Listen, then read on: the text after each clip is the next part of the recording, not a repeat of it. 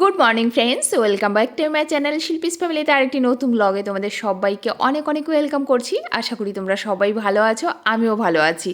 আর অবশ্যই আজকে হচ্ছে জন্মাষ্টমী, তোমাদের সবাইকে অনেক অনেক শুভেচ্ছা, ভালোবাসা। আমার ছোট লাগবে, এত বড় না, ছোট দেখে একটা দাও। এইটা এইটা কেমন দেখি? না, এটা ভালো না, একদম ছোট দেখে ভালো দেখে দেখো একটা। কত দাম এটার? না না, অত না গো, অত না, কম করো। 15 টাকা দাও। তাহলে থাকার ভিতরে দেখে আসি, বুঝলা? তুমি রাখো, যদি ওই দামে পেয়ে যাই আমি নয়তো তোমার কাছ থেকেই নিব। আমার নারকল কত করে? তো দেখো, বুঝতেই পারছো যে পুজোর মার্কেট করতে এসেছি। যদিও গৌতম এগুলো করতে পারে, কিন্তু কি বলতো, ও না যেই দাম বলে সেই দামই নিয়ে নেয়। আমি যেমন একটু হিসাব করে নেওয়ার চেষ্টা করি, তাছাড়া ও খুব একটা ভালো পারেও না এই বাজারগুলো করতে। আর আমি চলে এসেছি বাজার করতে, ও যাবে ডিউটিতে, আমি তাছাড়া ওকে না আর বলতেও চাইনি গো। এত বাপরে বাপ!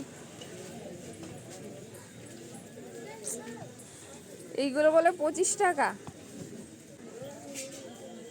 দুটো নেব, 30 টাকা দেবো। আম্মা, দুটো নেব, 30 টাকা দেবো।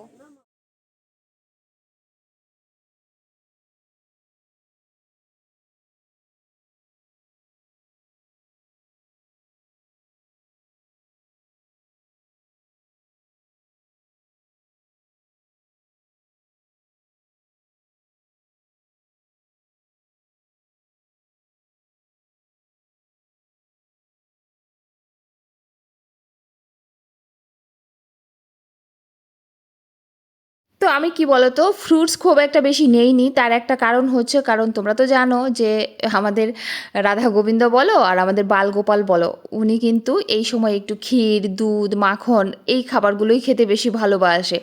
তো ফ্রুটস খুবই কম নিয়েছি। আর নারকোল কিন্তু আমি 30 টাকাতেই দুটো নিয়েছি, আর উনি বলেছিল 50 টাকা। তো ভাবতে পারো যে কিভাবে ঠকাতে থাকে।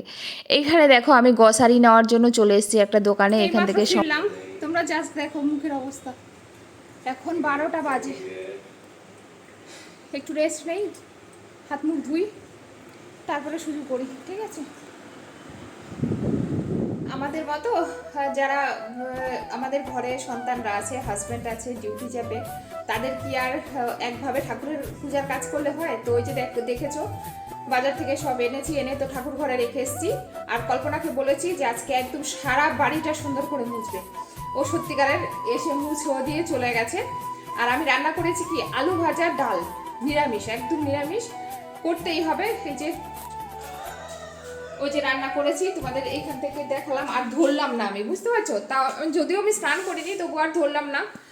তো বাচ্চাদের খাওয়া দাওয়া হয়েছে, গৌতম খেয়ে ডিউটি বেরিয়ে গেছে।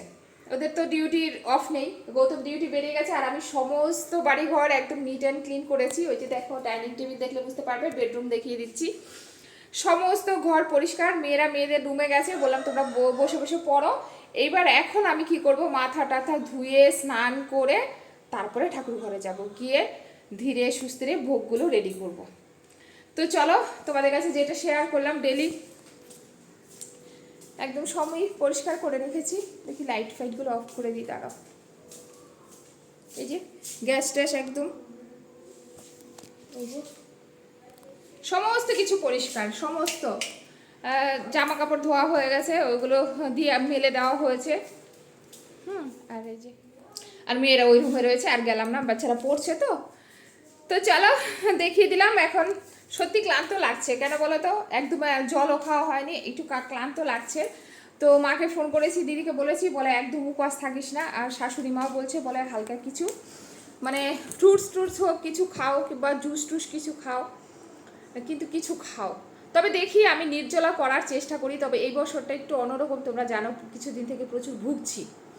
হ্যাঁ, তো দেখি, যদি পারি ঠাকুরের যদি রাখে এমনি থাকবো, আর যদি না পারি তাহলে সত্যি খেয়েই করবো, কিছু করার নেই। অন্য কিছু যাই হোক, কিছু একটা খেয়ে তারপরে করবো। আর যদি পারি তাহলে তো অবশ্যই না খেয়েই করবো। তারপরে এখন ভোগ টোগ তৈরি করে সব রেডি করে আবার রাত্রে পুজোর আগে স্নান করব, স্নান করে তারপরে পুজো দেবো। তো চলো, আবার আসছি, পরে দেখা হচ্ছে। তো এই যে দেখো মা বলছে কি তুমি স্নান করে আস্তে আস্তে, আমি ততক্ষণে বরং টালগুলো দাও, আমি এইগুলো মানে করে রাখি, মানে কি বলে তাল ওই যে বের করে রাখে আর কি, কষলে বের করতে হয় না। তো মা বলছে যে তবে তালটা না খুব শক্ত, মার খুব কষ্ট হচ্ছিলো। আমি বলছি মা তুমি রেখে দাও, আমি স্নান করে এসে করবো। বলে না তুমি দাও না, আমি আস্তে আস্তে করি, একটা বটি দাও, কিছু দিয়ে অন্তত দাও, আমি করে নিচ্ছি। কিন্তু মা ফাইনালি কিন্তু পারেনি তালের আঁশগুলো ছাড়াতে। কেন বলো তো, কারণ এত শক্ত ছিল না, আর মার বয়স হয়েছে না, এই জন্য মাকে বলতেও ভালো লাগে না। আমি না বললাম, বলে না দাও আমি একটু গুছিয়ে দিই। মা যেহেতু রান্না করবে না ওই ঘরে, তো মা বলে আমি একটুখানি গুছিয়ে দিই। না করলাম তাও, এই যে নারকোলটা দেখো, বলে আমি নারকোলটা দাও একটু কুড়িয়ে দিই। তো অ্যাকচুয়ালি যেসব মানুষ দেখবে কাজ করতে ভালোবাসে তারা কখনোই বসে থাকতে চায় না। মার হচ্ছে এটা একটা স্বভাব, বসেই থাকতে চায় না। আমি বারবার বললাম তুমি কিচ্ছু করো না, তুমি এখানে বসে থাকো, আমাকে জাস্ট দেখো যে আমি কী করি। বলে না দুজনে মিলে করি। তো ওই যে দুজনে শাশুড়ি বৌমাতে গল্প করছিলাম। মা নারকোলটা কুড়িয়ে দিল, আর আমি সব ভোগ টোপগুলো একটু একটু করে রেডি করছিলাম আর কি। তো যা করেছি বুঝতেই পারছো, লুচি করেছি, মালপোয়া করেছি, নাড়ু করেছি, নারকোল নাড়ু, তালের বড়া করেছি, তারপরে সেমাই করেছি, পনিরের তরকারি করেছি, ফ্রাইড রাইস করেছি, পনির আর ফুলকপি দিয়ে করেছি, তারপরে আরও অনেক কিছু, কি এত খেয়াল নেই, অনেক পদেই করেছি। কিন্তু কি বলতো, ঠাকুরের ভোগটা আগে করছি, আর আমাদের নিজেদের খাওয়ার জন্য সেটা পরে করব, যেটা আর কি পরে প্রসাদ হিসাবে সবাইকে দেওয়া হবে। আর জানো বাড়িতে কাউকে ডাকিনি, সবার বাড়িতে একটু একটু করে প্রসাদ দিয়ে আসবো প্লেটে। কেন জানো, কারণ আমি পারবো না গো, কারণ কালকে রাত্রে জানো তো ওই চ্যানেলের জন্য ভিডিও মানে রেডি করেছি, রান্নার চ্যানেলের জন্য ভিডিও রেডি করেছি, এডিট করেছি, এই করতে 3:30 4টা বেজে গেছে। তারপর আবার কি এডিট করেও তাও শুতে যাব, তখন আমার ইউটিউবেরই একজন ভালোবাসার লোক ফোন করেছে। উনি কটার দিকে 1:30 2টার দিকে ফোন করেছে। তো আমার সাথে কথা বলছিল, তো আমি বলতেও পারছি না যে ফোনটা রাখো, আমি কালকে জন্মাষ্টমী করব। তো ভালোবাসার লোককে ওইভাবে বলাও যায় না। তো এই জন্য কি বলো তো, ওই গল্প করতে করতে ওই 3:30 4টার সময় শুয়েছি। তার মানে ভাবতে পারছো কালকে ভোর 4টায় শোয়া, আর আজকে সারাদিন একদম উপাস থাকা, তারপরে এই ভোগগুলো তৈরি করা। তো এই জন্য আবার সবাইকে দেওয়া থাওয়ার একটা ব্যাপার থাকবে, বাড়িতে ডাকলে প্রত্যেকটা মানুষকে দেওয়া থাওয়ার একটা ব্যাপার থাকবে। আর মার যা বয়স হচ্ছে, মাকে কিচ্ছু বলা যাবে না, বেচারি এমনিতেই নড়তে চড়তে পারে না, আমার খারাপ লাগে গো, বিশ্বাস করো। তো আমি এই জন্য আর ডাকিনি। আর আমার মেয়েরা এতটা বড় হয়নি যে ভোগটা মানে আমি রান্না করে দিলে ওরা খাবারটা দিয়ে দিতে পারবে। তো আমার একটু পরে তোমরা দেখতে পাবে আমার পাশের বাড়িতে একটা জায়ের মতো, মানে আমরা যদিও আমাদের একদম রিলেটিভস সেটা নয়, ওই হয় না পাশের বাড়ির, তবে ও খুব ভালো, খুবই ভালো। আমি যখনই ডাকি ও চলে আসে। আমি তাকে বলেছিলাম, বলে শিল্পী আজকের দিনটা না হতো, মানে আজকে ওর একটু ব্যাপার আছে। তো বললো 4-5 দিন হয়ে গেছে, তবু না ও খুব একটা কাছে ঘেঁচতে চাইছে না, আর ও পারবেও না, ওর আবার একটু অসুবিধাও আছে, যার জন্য আর বাড়িতে কাউকে ডাকলাম না। জানো তো ওই প্রসাদ কি করব, প্লেটে সবার ঘরে পৌঁছে দেবো। দেওয়া থাওয়ার ব্যাপারটা কিন্তু দেখবে পুজোর পরে না খুব ঝামেলা হয় গো। আর আমি সারাদিন উপাস থেকে না, তারপর ওই না খেয়ে উপাস থেকে এত কাজ করে রাত্রেবেলা আর শরীর দেয় না, শরীর মানে ছেড়ে দেয়, তখন কে দেবে বলো তো। আর একটা মানুষ আসলে তাকে যত্ন করে খাবার দেওয়া, এটাও কিন্তু একটা দারুণ ব্যাপার, সবাই সেটা পারে না, যার জন্য বাড়িতে কাউকে ডাকিনি। জানো তো, আর খুব ছোট্ট করে করার চেষ্টা করেছি।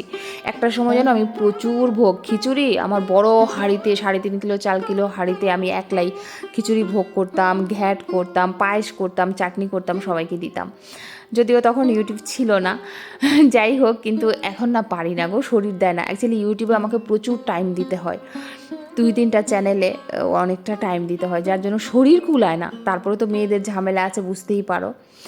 তো চলো দেখতে থাকো, আশা করি তো তোমাদের ভালো লাগবে, অবশ্যই তোমরা পাশে থেকো।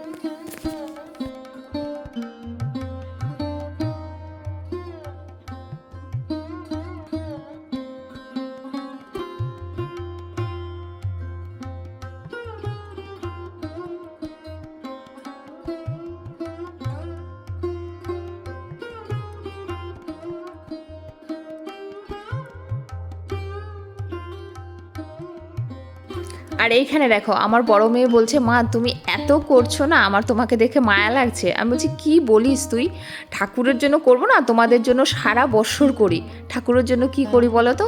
বলে কি দাও আমি তোমাকে একটু হেল্প করে দিই। আমি হেল্প করে দিবা, বলে হ্যাঁ মা দাও না, করে দিই।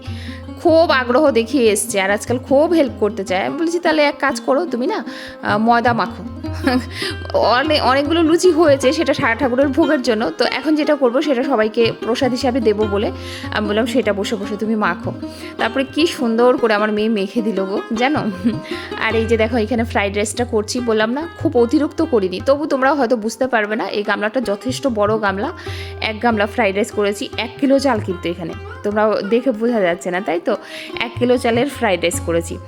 আর ফ্রাইড রাইসটা আর ভাজবো, বড় কড়াই আবার বের করব, যার জন্য এর মধ্যে শুধু মিক্স করে রেখে দিয়েছি।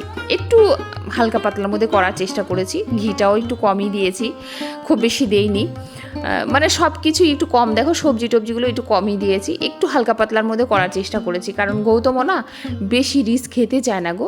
আর আজকে যেহেতু একটু প্রসাদ খাবে, তো এত রিস্ক করিনি। আর এইখানে দেখো পনির আর ফুলকপি দিয়ে একটা তরকারি করছি, নিরামিষ, সম্পূর্ণ নিরামিষ তরকারি। একটু চালমগজ, তারপরে কাজু বাদাম পেস্ট, তারপরে আমি কিন্তু আবার ইয়েও দেই, তোমরা কিশমিশ পেস্টও দেই। তো একটু ঘি দিয়েই করেছি, তেলটা কম দিয়েছি, ঘি দিয়েই করেছি, যেহেতু পুজোর রান্না তোমরা বুঝতেই পারো।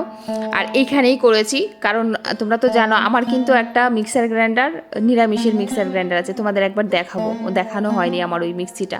অবশ্য আমার মানে যেটা দিয়ে আমি রান্না টান্না করি সবসময়, যেটা ইউজ করি তোমরা দেখেছো হয়তো বা। এই দেখো ফুলকপিটা দিয়ে দিয়েছি, এবার পনিরটা দিয়ে বেশ একদম মাখা মাখা করে নামিয়ে নিলেই আজকের মতো কিন্তু রান্না কমপ্লিট। তারপরে আরও অনেক কাজ আছে, তোমাদের দেখাবো।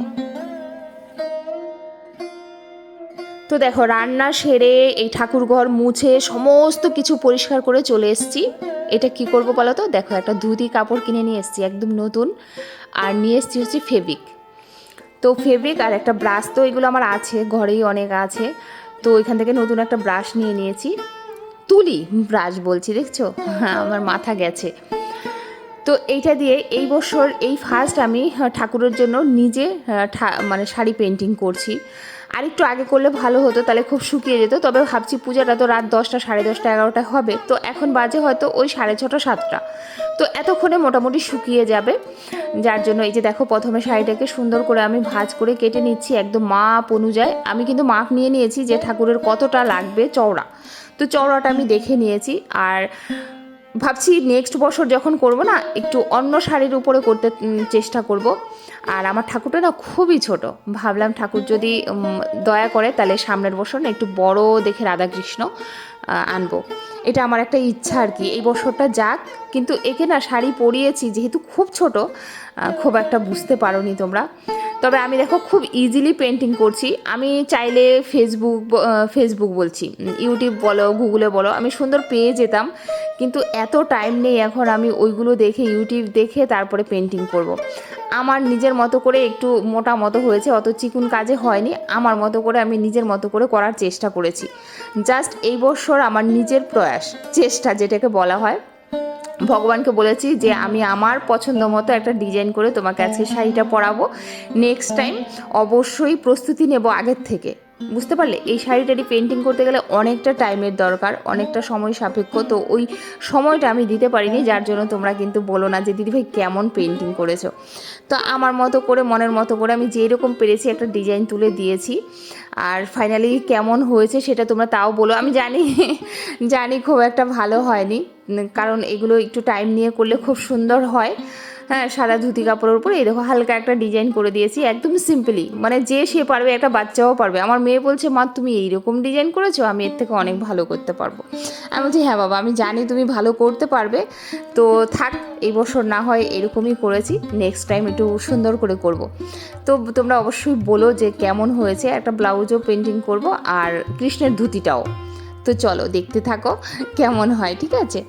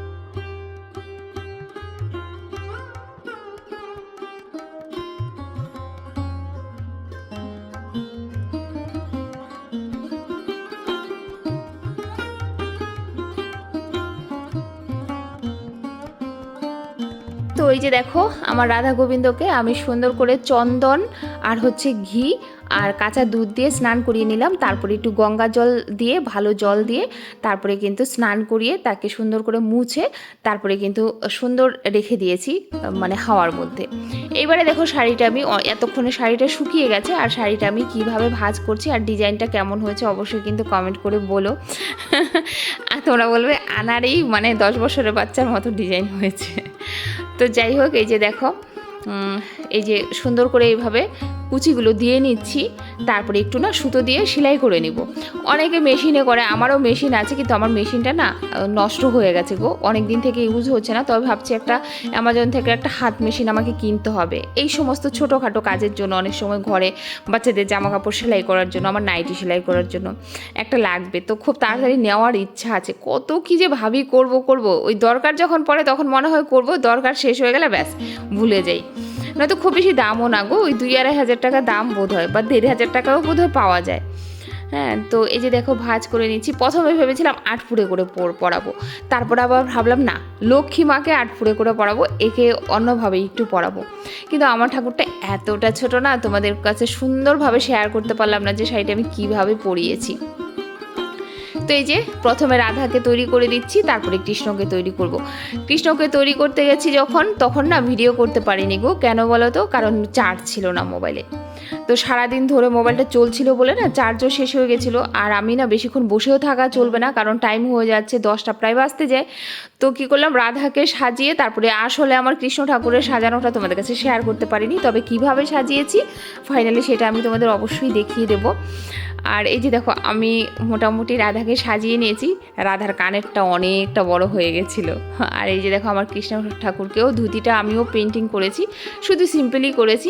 আর এই যে কৃষ্ণ ঠাকুরকেও সাজিয়ে নিয়েছি। তবে আমার ঠাকুর সত্যিই খুব ছোট, তবে ছোট বড় দিয়ে কী আসে যায়, এই ঠাকুরটা আমার অনেক প্রিয়, কারণ একটা সময় এই ঠাকুরকে এত ডেকেছি আর আমি অনেক কিছু পেয়েছি। তো এই যে আমার রাধা কৃষ্ণ সেজে রেডি, এখন সিংহাসনে গিয়ে বসবেন, তারপরে আমার হাতে প্রসাদ গ্রহণ করবে, ঠিক আছে?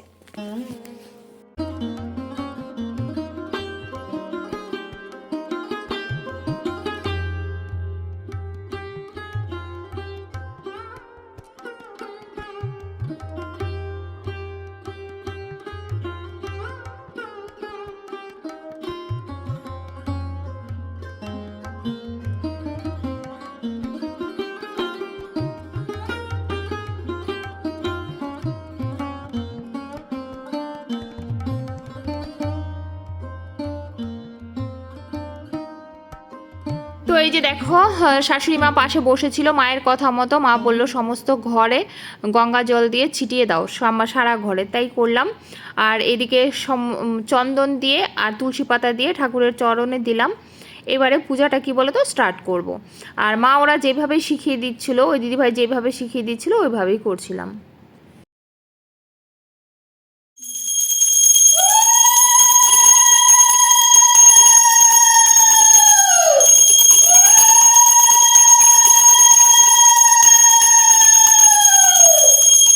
মা একটা কথা সব সময় বলে যে শ্রীকৃষ্ণ ঠাকুর নাকি চন্দন আর তুলসী পাতা পেলেই সব থেকে সন্তুষ্ট হয়।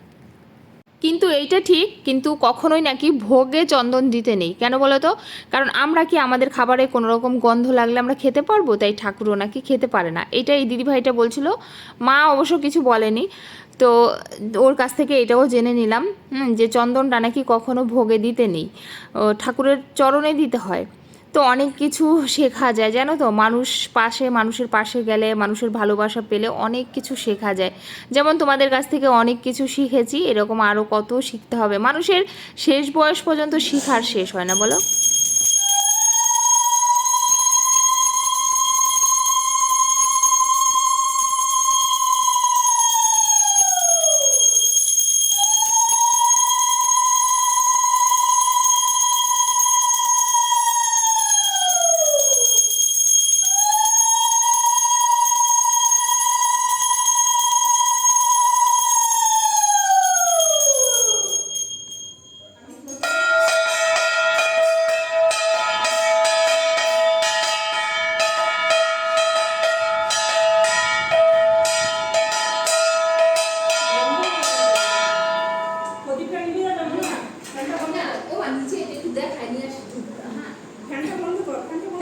করছি করছি ফ্যানটা বন্ধ করে দাও।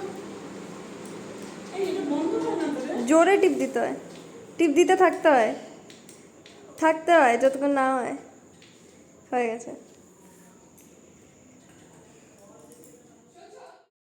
তো এই যে আমাদের পুজো কমপ্লিট, পঞ্চপ্রদীপের তাপটা সবাই নিল, তারপরে এই যে বাইরে বসে আছি দরজা বন্ধ করে, কারণ ঠাকুর এখন ভোগটা গ্রহণ করুক, তারপরে গিয়ে সবাইকে প্রসাদ বিতরণ করব। আর এইখানে আমি ক্যামেরা যখন ধরছিলাম আমাকে বারবার বলছে ক্যামেরা সরিয়ে নাও, আর আমার শাশুড়ি মা এগুলো কোনো ব্যাপার না, মা বলছে কেন, তো ও অনেক রকম কথা বলছিল, আমি এই জন্য মিউট করে দিয়েছি, তোমরা হাসতে ওই সমস্ত কথা শুনলে। তো একটু ও অন্য কথা বলছিল, যে কথাটা তোমাদের কাছে আমি শেয়ার করতে পারছি না, যার জন্য এই যে দেখো দুই মেয়ে আমি মা বসে রয়েছি। ওই ঘরে তো আর কেউ এখন নেই, পুচকুরা নেই, আমাদের ছোট যা নেই এখানে, ও চলে গেছে বাপের বাড়িতে বেড়াতে গেছে। তো এই যে মা ছাড়া আর কেউ নেই, বাবা তো অসুস্থ, বুঝতেই পারছো। ওই যে বন্ধুদের এই যে দরজা বন্ধ করে রেখেছি। মানে ভাবতেও পারবে না তোমরা যে পুজোটা দেওয়ার পরে যখন মাকে প্রসাদ দিলাম, মা তো নিতে পারেনি, দুই মেয়েকে বললাম ঠামির প্রসাদগুলো ওই ঘরে পৌঁছে দিয়ে। মা নিজেই হাঁটতে পারে না, সিঁড়ির থেকে নামছে কতবার, গুজা হয়ে তো হাঁটে, সেইখান থেকে নাতিদের ধরে ধরে ধরে ধরে তারপর নামাতে হয়েছে। মা ওঠে নামে দেখলে ভয় লাগে। তো বললাম ঠামির প্রসাদটা দিয়ে কাকাইও চলে এসছে, এখন বাজে প্রায় 11টার মতো, 10:30 11টা তো হবে। তো আমি বললাম প্রসাদটা দিয়ে আয়, আর ওই দিদিভাই যখন এসেছিলো দিদিভাইকেও দিয়ে দিলাম যে বা ঘরে গিয়ে আর রুটি করতে হবে না, ওই ফ্রাইড রাইস আর তরকারি খেয়ে নিও। তো দিদিভাই ওইগুলো নিয়ে চলে গেল, কিন্তু দুঃখের বিষয় এটা যে এটা কিনা আমি রাত্রেই করে থাকি, আর পারলাম না পাড়া প্রতিবেশীকে আজকে প্রসাদ বিতরণ করতে। সব প্রসাদ সুন্দর করে ঢেকে ঠাকুর ঘরেই রেখে দরজা বন্ধ করে দিয়ে চলে যাব, দরকার পরে ফ্যান চালিয়ে রেখে যাব, প্রসাদগুলো নষ্ট হবে না। ঝুড়ি ঢাকা দিয়ে দিব, নিরামিষ ঝুড়ি আছে আমার। আর আজকে এখন মানে মনে হচ্ছে কি আমি এইখানেই পড়ে যাব, এরকম পরিস্থিতি। গৌতম চলে এসেছে ডিউটির থেকে, মেয়ে বলছে মা আমাকে খেতে দিয়ে দাও, তো মেয়েকে গৌতমকে খেতে দিয়ে দিয়েছি।